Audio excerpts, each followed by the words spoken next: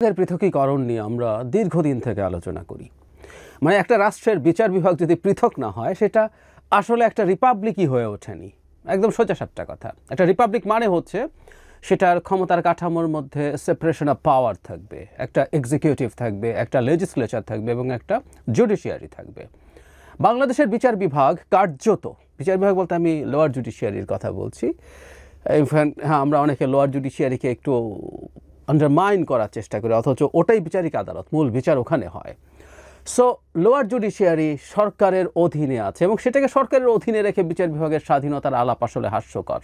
দীর্ঘদিন থেকে বলেছি, লিখেছি।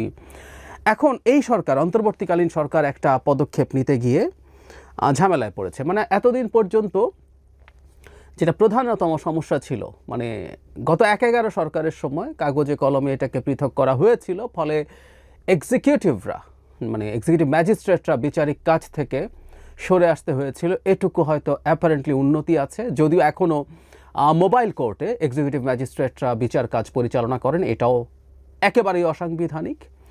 পরবর্তীতে যেটা হয় যে বিচার বিভাগের জন্য একটা পৃথক সচিবালয় এসেনশিয়াল। আমরা 1999 সালে যে মাজদার হোসেন মামলার রায় হয়েছিল সেটার আলোকেই একটা পৃথক সচিবালয় লাগবে, কারণ সরকারের সচিবালয় যদি থাকে, নিম্ন আদালতের বিচারকদের কন্ট্রোলটা, তাদের পদোন্নতি, তাদের বদলি, তাদের সুযোগ সুবিধা সব কিছু আসলে সরকারের হাতে থাকে। সো বিচার বিভাগ যদি একটা আলাদা বিভাগ হয়ে থাকে, তাহলে একটা আলাদা সচিবালয় লাগবে। সো সেই সচিবালয়টাই করার চেষ্টা এই সরকারের আমলে শুরু হয়েছে এবং আমরা দেখছি সুপ্রিম কোর্ট সচিবালয় অধ্যাদেশ 2025 নামে একটা খসড়া আইন মন্ত্রণালয় প্রণয়ন করেছে। এখানেই এই জিনিসগুলো হবার কথা, এই সচিবালয় থেকেই, যেটা সুপ্রিম কোর্টের এবং আরও যদি সরাসরি বলি আমাদের প্রধান বিচারপতির অধীনস্থ থাকবে, তারা এগুলো করবেন। কিন্তু সমস্যা বেঁধেছে সংবিধানের 116।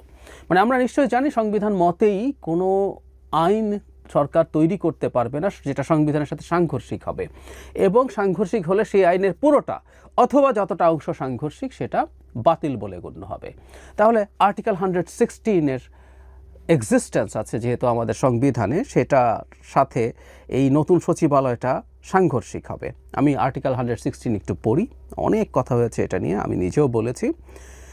বিচার কর্ম বিভাগে নিযুক্ত ব্যক্তিদের এবং বিচার বিভাগীয় দায়িত্ব পালনে রত ম্যাজিস্ট্রেটদের নিয়ন্ত্রণ, কর্মস্থল নির্ধারণ, পদোন্নতি দান ও ছুটি মঞ্জুরি সহ ও অন্যান্য শৃঙ্খলা বিধান রাষ্ট্রপতির উপরে ন্যস্ত থাকিবে এবং সুপ্রিম কোর্টের সহিত পরামর্শক্রমে রাষ্ট্রপতি কর্তৃক তাহা প্রযুক্ত হইবে। যারা সংবিধান পড়েন তারা নিশ্চয়ই জানেন যে এই সংবিধানে রাষ্ট্রপতি শব্দটা আদতে সরকার, একটা দুটো এক্সেপশন বাদ দিয়ে। আর্টিকেল 48-এর 3 অনুযায়ী প্রধানমন্ত্রী এবং প্রধান বিচারপতি নিয়োগ ছাড়া আর সব ক্ষেত্রে রাষ্ট্রপতি, এটা প্রধানমন্ত্রী সংবিধান অনুযায়ী প্রধানমন্ত্রীর সাথে পরামর্শক্রমেই করবেন, পরামর্শেই করবেন। প্রধানমন্ত্রী যা করতে বলবে তিনি সেটা করবেন। তাহলে আসলে এটা রাষ্ট্রপতি টতি না। 116-তে ক্ষমতাটা খেয়াল করে যেভাবে লেখা আছে, রাষ্ট্রপতির উপরে ন্যস্ত থাকিবে এবং সুপ্রিম কোর্টের সহিত পরামর্শক্রমে রাষ্ট্রপতি কর্তৃক তাহা প্রযুক্ত হইবে। তার মানে সুপ্রিম কোর্ট পরামর্শ করবেন তিনি, মূল দায়িত্ব রাষ্ট্রপতি মানে সরকারের, সোজাসাপটা কথা। তাহলে 116 এটা সরকারের কাছে দেয়া আছে এবং সে দেওয়ার কারণে এখন সচিবালয়ের জন্য পৃথক আইন সংবিধানের সাথে সাংঘর্ষিক হয়, সেটা টেকনিক্যাল প্রবলেম হবে। এটাকে রিড করলে এটা চ্যালেঞ্জের মুখে পড়ার সমূহের সম্ভাবনা আছে। কিন্তু এখানে খুবই ইন্টারেস্টিং একটা তথ্য আছে, সেটা হলো সংবিধানের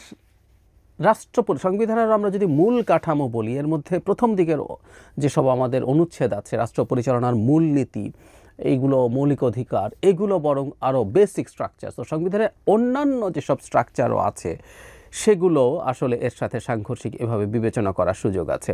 আরেকটা কথা একটু বলে রাখা ভালো, আর্টিকেল 109 অনুযায়ী অধস্থন সব বিচারালয় মানে কোর্ট, আমি একটু হুবহুটা পড়ি আর্টিকেলটা। 109 বলছে, হাইকোর্ট বিভাগের অধস্থন সকল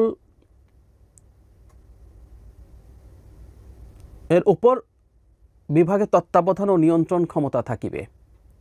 অধস্থন, এখানে মানে হেডিংটা হচ্ছে এরকম, আদালত সমূহের উপর তত্ত্বাবধান ও নিয়ন্ত্রণ। হাইকোর্ট বিভাগের অধস্থন সকল আদালত ও ট্রাইব্যুনালের উপর উক্ত বিভাগের তত্ত্বাবধান ও নিয়ন্ত্রণ ক্ষমতা থাকিবে বলা হয়েছে। কিন্তু ওই যে বললাম যে 116 এটা যেহেতু আছে, এই দুটো জিনিসও সাংঘর্ষিক নয়, 116 সাথে সাংঘর্ষিক, কিন্তু মেজর সাংঘর্ষিক হচ্ছে আর্টিকেল 22, যেটা আমাদের রাষ্ট্র পরিচালনার মূলনীতির অংশ। এখানে বলা হচ্ছে রাষ্ট্রের নির্বাহী অঙ্গসমূহ হইতে বিচার বিভাগীয় পৃথকীকরণ রাষ্ট্র নিশ্চিত করিবেন। একটা রিপাবলিক এটা হতে হবে, এটা আসলে আমাদের লিখে দেওয়া আছে। সুতরাং কোনোভাবেই রাষ্ট্রপতির কাছে অধস্থন আদালতের বিচারকদের এই যাবতীয় যে নিয়ন্ত্রণগুলো আছে এটা থাকতে পারে না। ফলে এই 122 মানে 116 আমাদের আর্টিকেল 22-এর সাথে বা আর্টিকেল 109-এর সাথে সাংঘর্ষিক। আইনের ক্ষেত্রে যারা খুব আইন ব্যাপারে যারা খুবই ভালো ওয়াকিবহাল এবং বড় বড় লয়াররাও ইনফ্যাক্ট বলেছেন, এবং আমি এই নিউজে দেখলাম যে এটা নিয়েও একটা রিড করা হয়েছে আর্টিকেল 116 বৈধতা নিয়ে।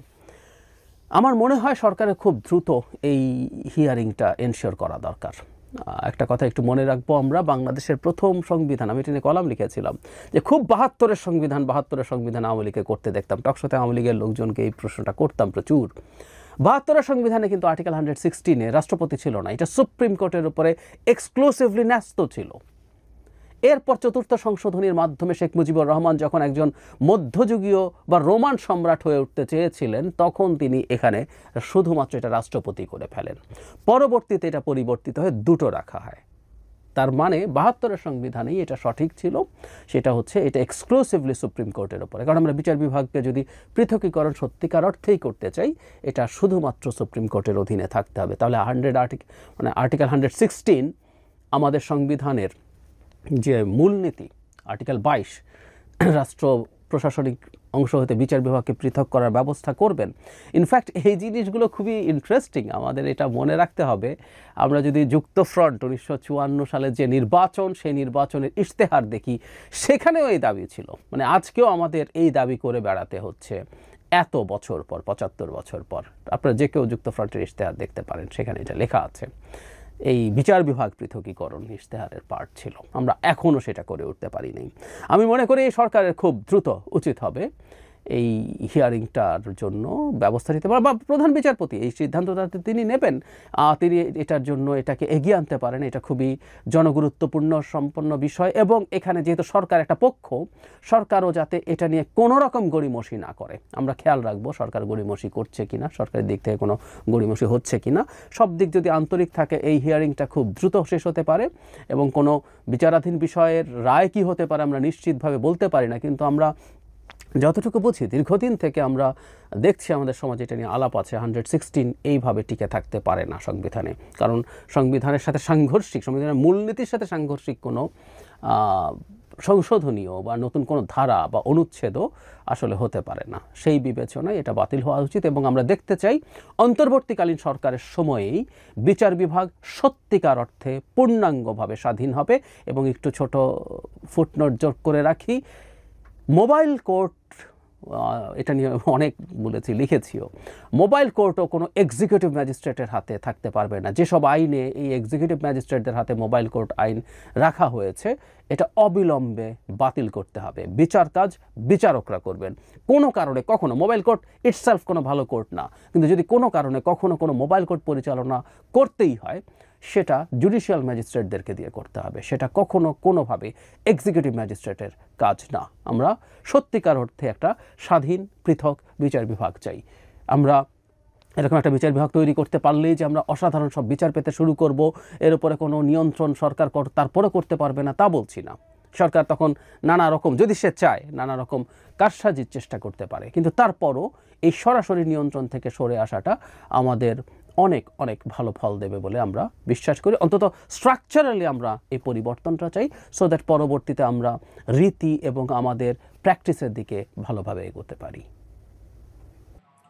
প্রিয় দর্শক, এতক্ষণ আমরা ওনার কথাগুলো শুনলাম, এবং বিষয়টি হচ্ছে আমরা এর আগে যে বিষয়গুলো দেখেছি যে বিচার বিভাগে আপনার রাজনৈতিক দলগুলোর হস্তক্ষেপ এবং যারা বিশেষ করে গভর্নমেন্টে যারা দায়িত্বে থাকে তাদের হস্তক্ষেপটি একটি বিষয় হয়ে দাঁড়ায়, যেটি হচ্ছে বিচার বিভাগকে পুরোপুরিভাবে ক্ষতিগ্রস্ত করে এবং বিচার ব্যবস্থাকে ক্ষতিগ্রস্ত করে, এবং ন্যায্য বিচার থেকে মানুষ কিন্তু তখন ন্যায্য বিচারক ব্যবস্থায় পায় না। সেই ক্ষেত্রে সাধারণ মানুষের পাশাপাশি সব শ্রেণীর মানুষের এটি চাওয়া ছিল যে বিচার বিভাগটা পুরোপুরি আলাদা হোক।